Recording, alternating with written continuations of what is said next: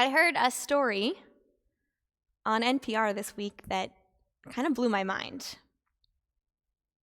They were talking about how, since the start of the pandemic, requests for plastic surgery procedures have gone up something like 85%.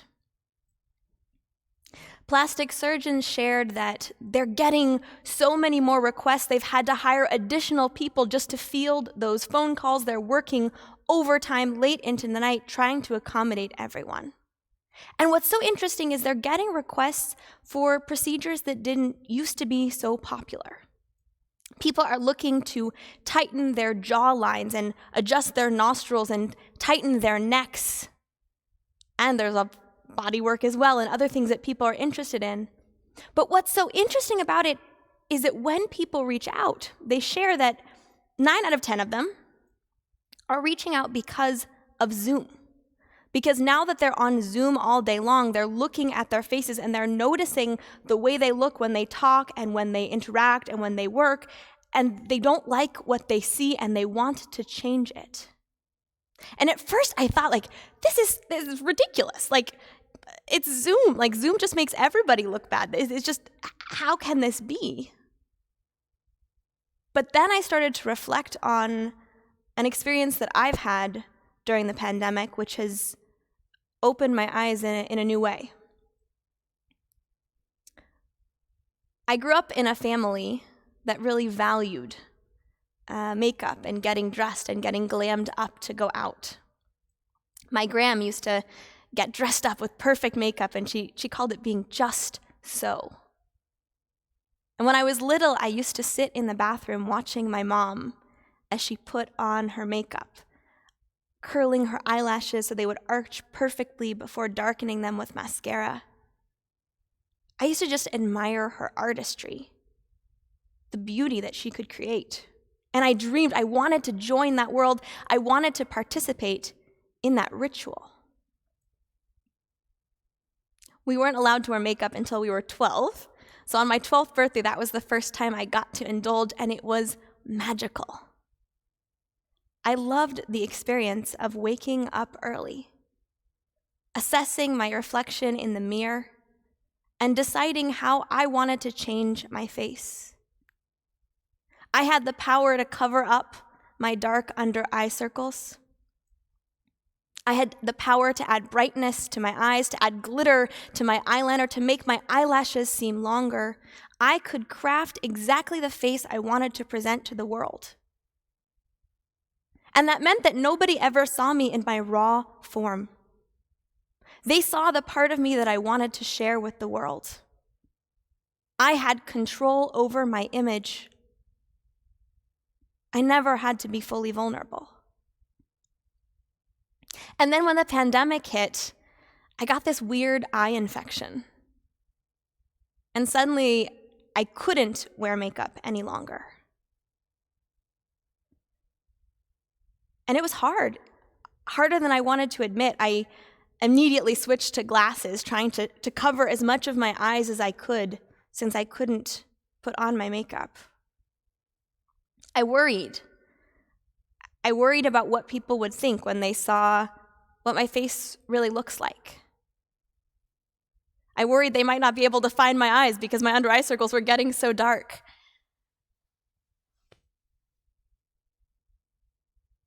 And over time, I started to realize the ways in which that makeup had really prevented me from accessing a deep part of myself, from being comfortable with a deep part of myself and with sharing that. I think that's something that we all do in one way or another. Whenever we go out into the world, we want to curate our image. We want people to see us for our strengths. We want people to see us as beautiful and wise and strong. We want to hide away our vulnerabilities. And what's so interesting is we work so hard to show our strengths, to show our beauty, but when we ourselves look in the mirror, we often see our flaws before we see our own beauty. We see our own struggles before we see our strengths. Moses lives this truth. When God reaches out to Moses, asking him to lead the people out of Egypt, Moses demurs. He says, God, I can't be the leader of the people. I have this weakness. I have this vulnerability. I don't speak perfectly. I don't speak beautifully. I have this speech impediment, and the people are going to hear the way that I speak. And they're going to think I'm weak. They're going to think I'm incapable. They're never going to follow me out of Egypt. And God says to him, Moses, don't you know I'm picking you because of you, of who you are? Don't you know that I am the one that put that speech into your mouth, that I am the one that created your lips, that I am the one that created your tongue? I created you as you are for a reason. But Moses is scared. He doesn't want people to see his speech impediment. He doesn't want people to see his vulnerability. And so he works out some makeup with God. He works it out so that he will be able to stand there strong and proud and mighty. So strong, in fact, that he doesn't even speak for himself. He has Aaron for that. And as Aaron is his mouthpiece, Moses can hold his image of being totally put together, totally beautiful, totally strong. No one will see him. Most of the time, that's the system, but every once in a while, Moses does have to speak. And what's so interesting is that the very thing that Moses worries so much about, that when people hear him speak, they will think he is weak, incapable. That never happens. The people never hear him talk and say, oh no, our leader speaks differently. Oh no, our leader has vulnerability. I don't think we can follow him. They see him for his strengths. They see him for what he does. That's all they focus on. And frankly, that's all we focus on. When we talk about Moses, we talk about Moshe Rabbeinu, the greatest teacher of Torah, the one that could speak face to face with God. But Moses could never see that about himself. As we start to move towards the end of this pandemic,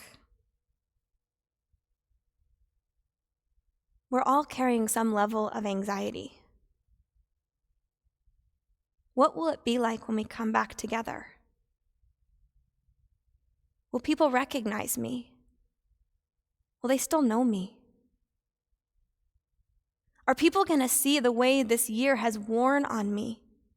This year has forced me literally to look at myself in the computer screen every single day.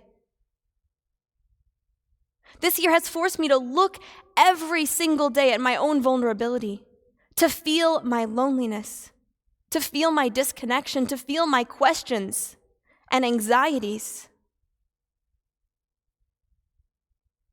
How will I function in a post-pandemic world?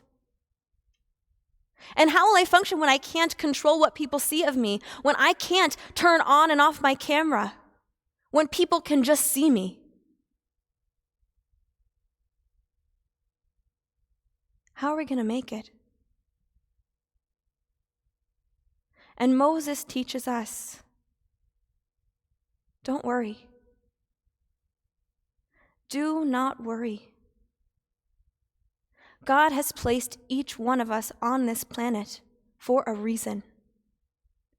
We have been deployed here on a mission. Yes, we have our strengths. Yes, we have our beauty. Yes, we have our wisdom. Yes, we have the skills to achieve. But we also have our vulnerabilities, our weaknesses which open our heart and which sometimes even prepare us to do the very work for which we were sent.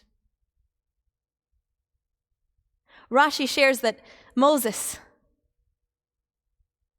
was believed by the people, They listened to him because they knew when he spoke clearly, when he spoke in language that wasn't his own, it could only be God. His vulnerability became his strength. His vulnerability allowed the people to see him as a leader. And so as we move from this pandemic,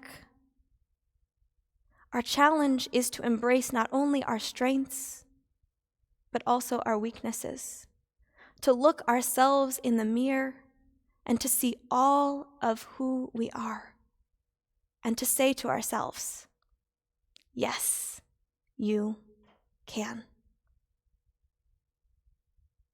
The world needs us desperately, all of us. And we can rise to the occasion.